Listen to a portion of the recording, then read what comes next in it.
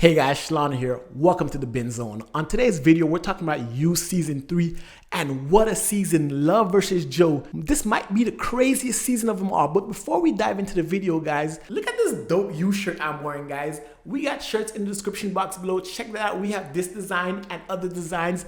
It'll really help the channel. But without further ado, let's dive into the video. This season, I'm just gonna go ahead and say it. This is by far the best season of You because the first two seasons already set up super high expectations, and you're thinking to yourself, can they really outdo those first two seasons, especially season 2 with the plot twist of finding out love is, if not more so, crazier than Joe? But nah, man, this season, in the first two seasons, Joe was always one step ahead of everybody. No one knew what to expect from Joe. Everyone underestimated him, but Love knows exactly who Joe is and exactly what he's capable of. And Joe knows exactly who Love is and what she's capable of. So it's a war, right?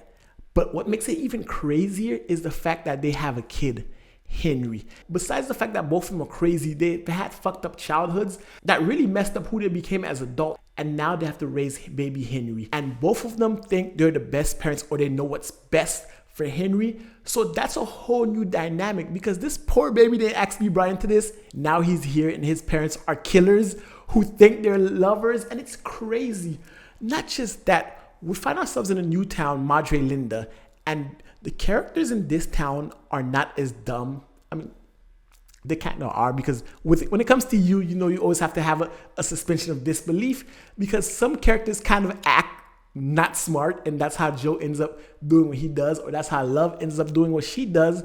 So Madre Linda, while not super smart by any stretch of the imagination, is also smarter than the other two towns Joe has been in, and these characters are different. So it presents a whole new challenge, and man, when I tell you the stuff that Joe does, the level that Joe goes to do what he needs to do, this man right here, I don't know what to say with Joe, but I like that. And the fact that Joe, even though he's married, he has a kid, and we know Joe's always trying to be a good person, be a good lover, because ultimately, he doesn't even know what love really means. Him or Love don't really know how to love, but the fact that they think they do is crazy. But we know Joe has always had that thing inside of him, right? Because what makes Joe so good, what makes You as a show really good, is the monologues. When Joe's monologuing to himself and it's going completely against what's on screen, like for example, Joe can have an interaction with someone and we're like, huh. But when he interprets it in his head, Joe created this whole new life, this whole new fantasy, and it's like, sir, no. But another thing that this season does really well that makes it better than the previous seasons is the fact that all 10 episodes mean something.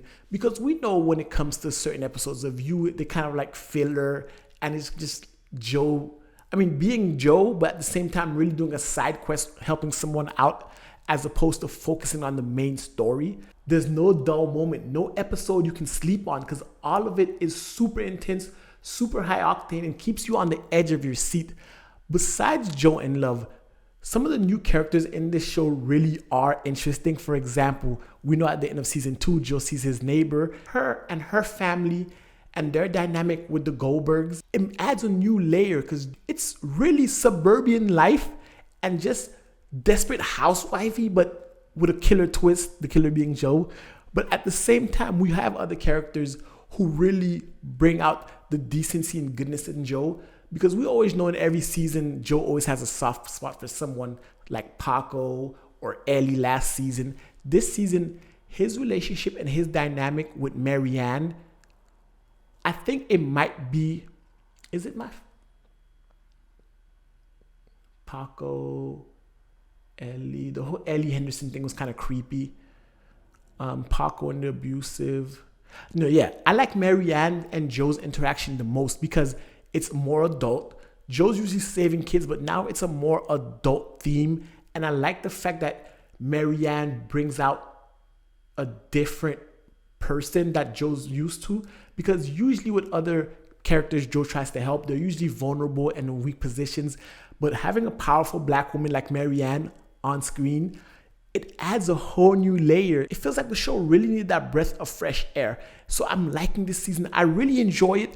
And there's a lot to really discuss. But of course, this video is spoiler free. But later this week, look out for my ending explained for You Season 3, because that ending, man, you guys don't even want to know.